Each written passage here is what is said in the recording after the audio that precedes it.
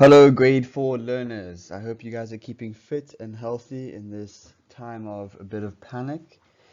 I would like to urge you guys to please touch base with me before about lunchtime, just to make sure I know who's actually seeing the work that's being submitted to home, and just so we can have a conversation about how you guys are finding the new program, Edmodo.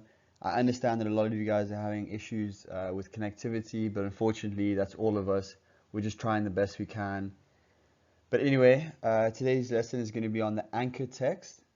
I want you guys to just pay attention, read the words with me, and pay attention to my pronunciation of the words. After we finish reading, if you guys have any issues with any words you don't understand, I'm urging you guys to please send me a message and I'll respond to you guys individually. Okay, let's begin. Great, guys. The anchor text for this week is going to be Ecology for Kids by Federico Arana. If you guys want, you can follow in your book on pages 441 to 451. Before I begin, guys, I just want to say there are some Greek words in this text. I'm going to try my best. My Greek's not that good. But anyway, okay, ecology. What does the word ecology mean? The term was invented by Ernest Haeckel, a German biologist. He joined two Greek words, oikos, meaning house, and logi, meaning the study of. Together, they mean the study of the house. The house Haeckel had in mind is our planet, Earth. Earth is home for all living things, humans, animals, plants, fungi, and even tiny microbes. To study a house is to learn how its residents use it. An ecologist is a scientist who studies the relationship between organisms and their environment.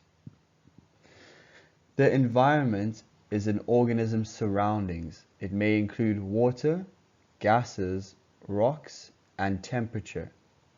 Ecologists also study the delicate balance of using the environment while protecting it. An ecologist once asked a boy what he thought it meant to protect the environment. The boy said, "You go into the forest and look for somebody who wants to cut down a tree. You take away his axe, you tell him about how important trees are, you say they are good for natural beauty, saving soil, putting oxygen into the air, and giving shelter to birds and other animals."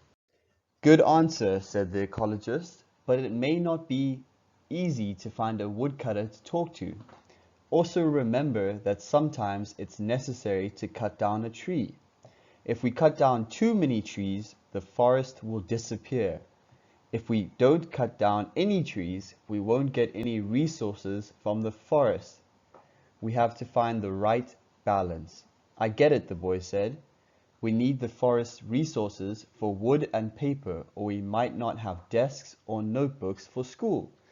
Exactly, and school is a good place to learn about ecology, added the ecologist. Then you will know how to protect the natural environment. Great stuff, guys. I hope you guys are enjoying so far. Okay, ecosystems. Scientists call Earth and its surrounding atmosphere the biosphere.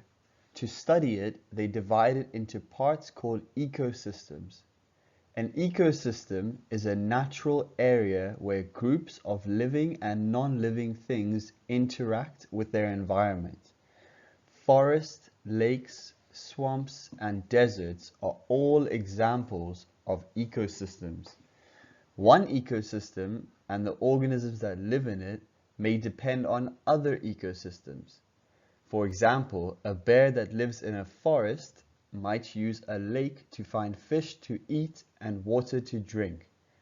In the same way, the problems of one ecosystem often directly affect the organisms of other ecosystems. Take, for example, the problems of the tropical rainforest. Destruction of the forests.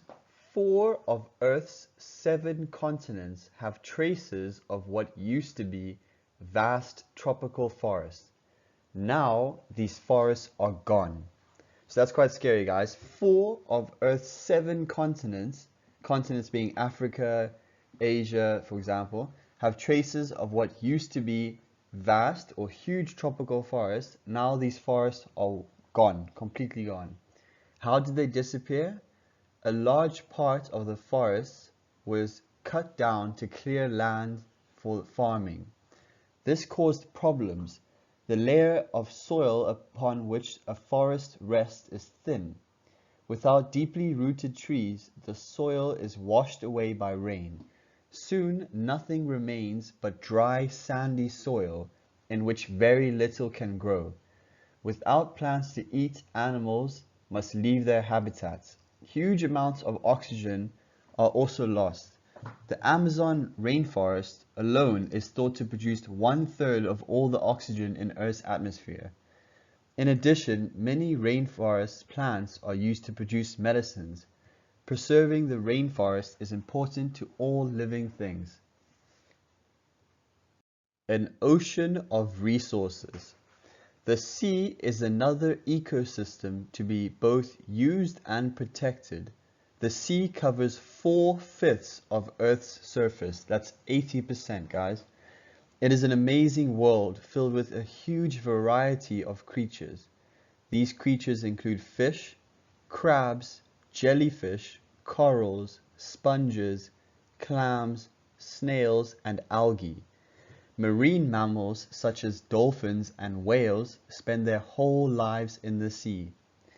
Other mammals, including seals, walruses, and polar bears, live near the sea and spend much of their time in it. The sea turtle and some birds, such as penguins, spend most of their lives at sea. Scientists are still discovering new species of sea life. Fish is an important food resource.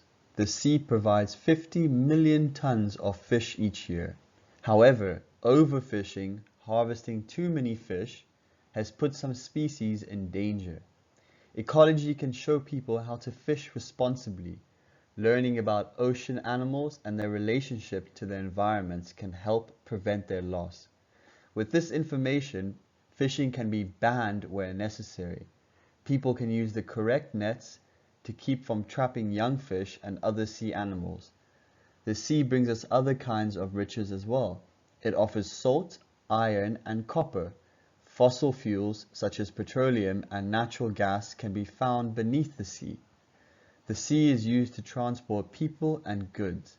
Thanks to the power of tides, the sea is also a promising source of new energy.